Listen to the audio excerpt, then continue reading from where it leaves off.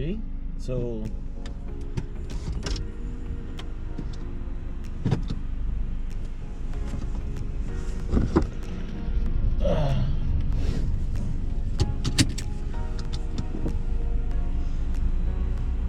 okay, so I'm off to another hike for this year. I was planning to go to Mount Diablo yesterday. I planned to do it today. Pero yun, hindi ako nagising na maaga, and it's 3 hours away from me. So kailangan, I had to wake up at 4, probably leave at 4:30 para makarating ko na mas maaga-aga. Kasi it was supposed to be a 9-mile hike. And kailangan may time ako nun kasi 7, when we hiked 7 miles last February dun sa isa naming with a friend, it took us like 5 hours. It took us 5 hours to do that. Kung pupunta ako sa Mount Diablo for a 9-mile hike, tapos that would be probably siguro mga 6-7 hours to take. Kung dumating ako dun sa Mount Diablo ng 12 noon, wala na naaabot ako, gagawin na ako, hindi na makakabalik. So that's why I decided to just hike somewhere close by. This is just 15 minutes away from my home, which I love. Very accessible. Tapos may campgrounds din siya. So parang na rin to, reconnaissance hike. So hike plus check out the campgrounds kung okay. Then I will do my first car camping or tent camping dun sa campground na yun, and we will see what happens. So hopefully, hindi ko alam kung gaano katagal yung hike eh. So hopefully maganda yung trail at maganda yung panahon. At sabi nila kasi hard daw yung trail na pupuntahan ko. Good thing I have my trusty trek pole na courtesy of Joy Nolasco. Shout out to Joy, as a gift before nung Christmas. Regalo niya sa akin anything na related to hiking and mountain climbing. So she gifted me with a trekking pole. So yan, magagamit ko siya ngayon. At hopefully I could make it out alive. So yeah, hindi ko alam kung gaano kahaba yung trail, hindi ko alam kung gaano kahirap. Ay, well, sabi hard. So we will see. Samahan niyo ako. When's it my turn? Would I love to explore the shore above?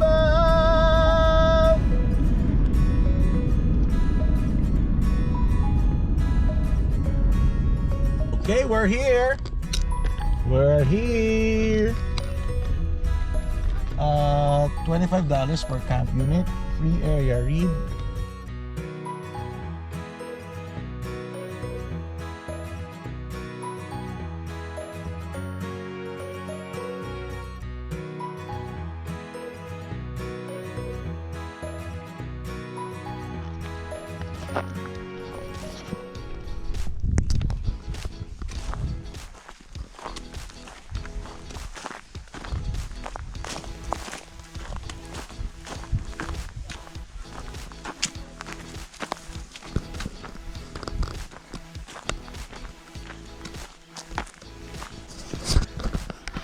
Okay. So masyado ako excited na mag-hike. I forgot to change my shoes.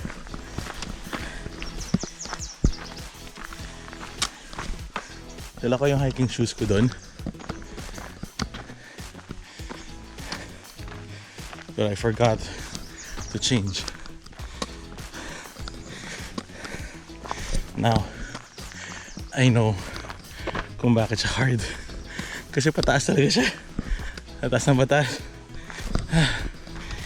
Umpisa pa lang nihingal na ako. So paano pa kaya mamaya? Sobrang decondition ko. I will see. I have my trusty pole. I have my water. I have sandwich for probably lunch later on after 2 hours ago. 1 hour. We'll see. Whew. Okay, balik kita.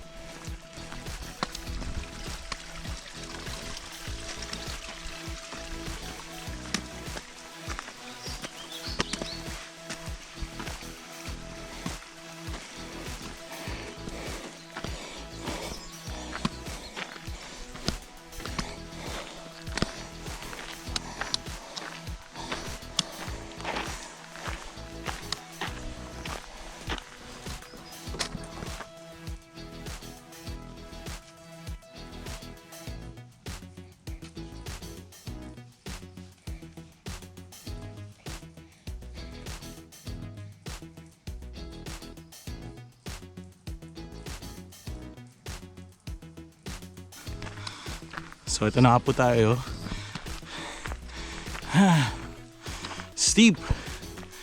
Going up.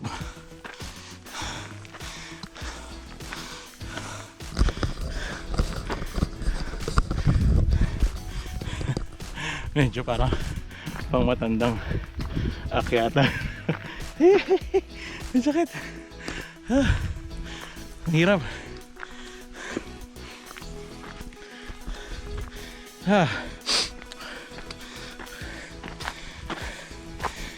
Woo. Break.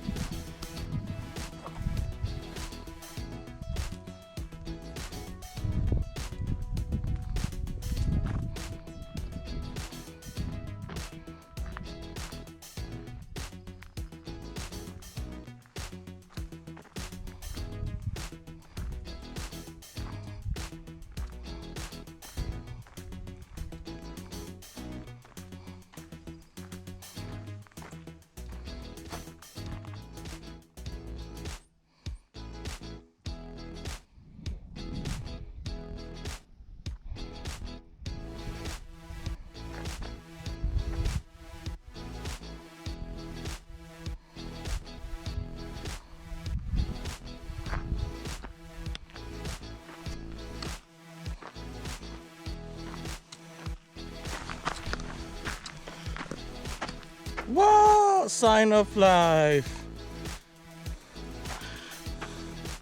2 more miles. So that was just 1 mile. Oh my god. So sa 1 mile na nilakad ko, mga 40 minutes ako naglalakad doon. Ay, kung 40 minutes ang 1 mile, 2 miles is 1 hour and 20 minutes. Siguro mag-rest muna tayo dito, mag-lunch, tapos siguro mag-lunch muna ako dito, ewan ko, tapos Ano na muna tayo? Pahinga.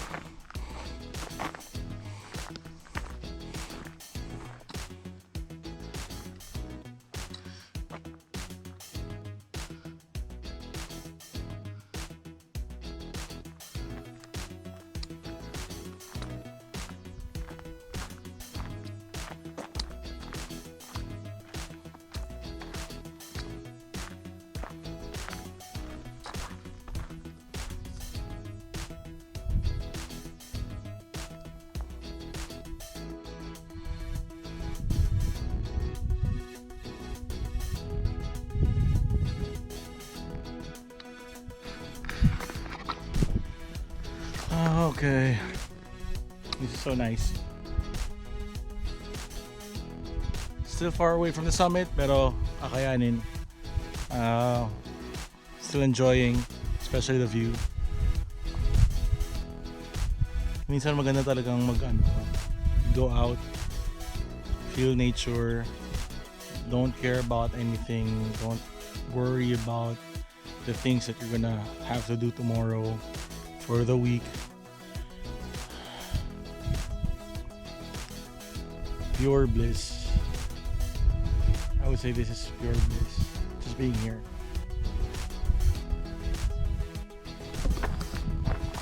Yay!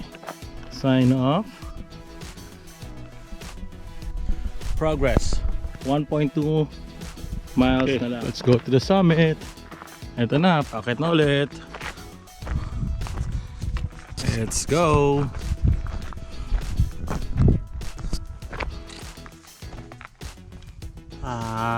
That is a skin of a snake.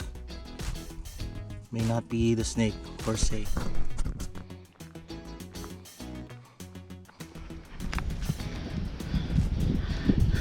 So I've been walking 1 hour and 47 minutes and I haven't seen the summit yet. Hindi ko alam kung gaano pa ako kalayo. Grabe, sobrang pataas simula nung sa sign kanina na 1.2 miles to the summit. Sobrang pataas lahat. Hinihingal ako, kailangan ko tumigil. So I found this shaded area. Hindi muna ako magpapahinga dito, mauupo. Hihinga lang ako.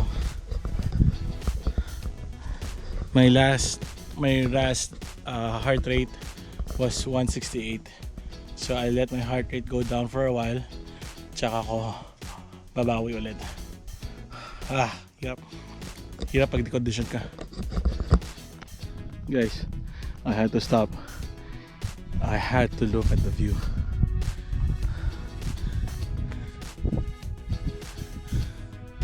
This is all worth it.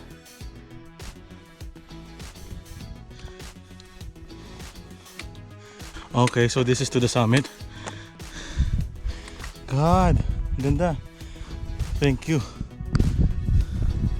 So, obviously siguro dito tayo to the summit, pataas na. Okay, let's go. So guys, kanina pa ako umaakyat. Akala ko ang lapit-lapit ko na. Parang malayo pa rin. Tingnan nyo, still going up. I don't think it's going up there. I think it's going up there. Shucks. Though yun nga mas mataas, summit nga naman. Pero shucks, from here to going up there, ang lapit na pero parang layo pa rin. Promise, hinihingal na ako. Lahat nga pataas yan, simula kanina. Oh my goodness.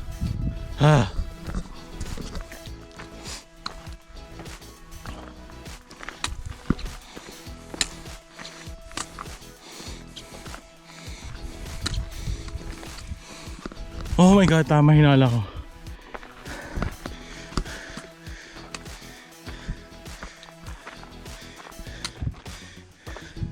Doon ako papunta.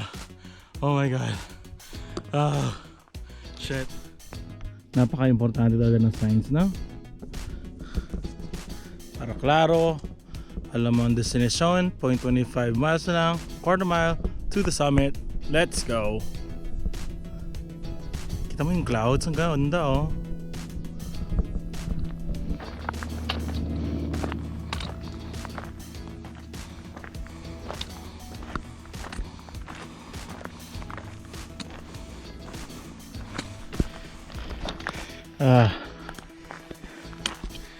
Friends, romance, countrymen, this is the summit! Whoa! I'm here! I reached the summit! Oh my goodness! Oh my goodness! Summit! We're now at the summit of Cerro Alto.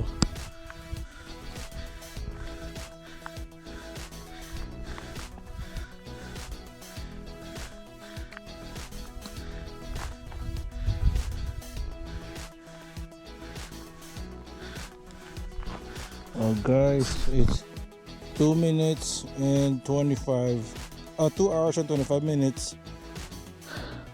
summit that I did. Finish. Nakatawa. Minsan na lang ako makarating sa tuktok ng kahit ano.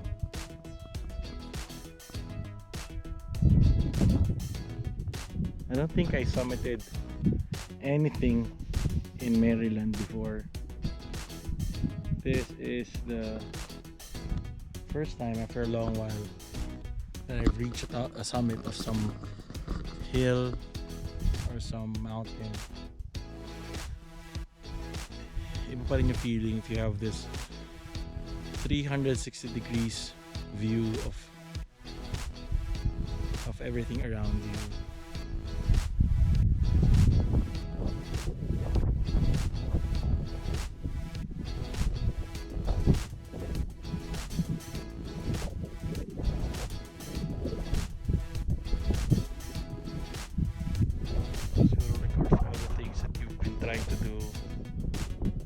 Trying to get control of. At least being here, this is something that you did out of your effort, out of your control, coming from your motivation to reach whatever you want to reach. Siguro yun, minsan we get lost there. Minsan there are things that are out of our control, out of our reach. Makes us more frustrated, makes us bitter. But if we do things like this, which we have control of, kahit na there are things in the world that we cannot control, at least doing this, doing something you really love, passionate about, at least there, at least you can say that you're in control of something.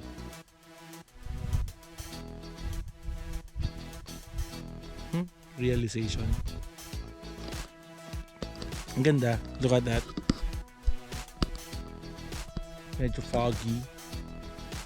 It's 2 o'clock pero tanghaling tapat. It's almost 3. Kasi ito nga. Ito may mga fog along the coastline. Kaya maganda dito sa Morro Bay, San Luis Obispo. That's Morro Bay. Ayun yung Morro Rock. I don't know if you can see that rock there. There's a rock there. Tingnan yung Morro Rock Bay. Morro Bay.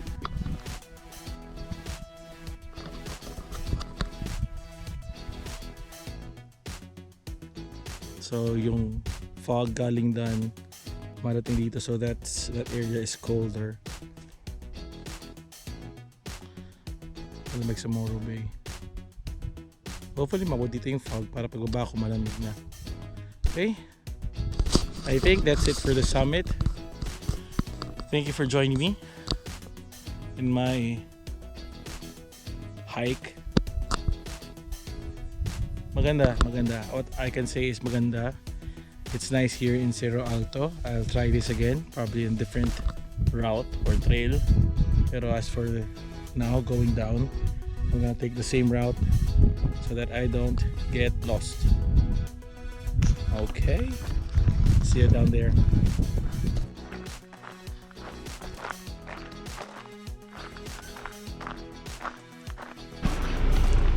Okay, I made it.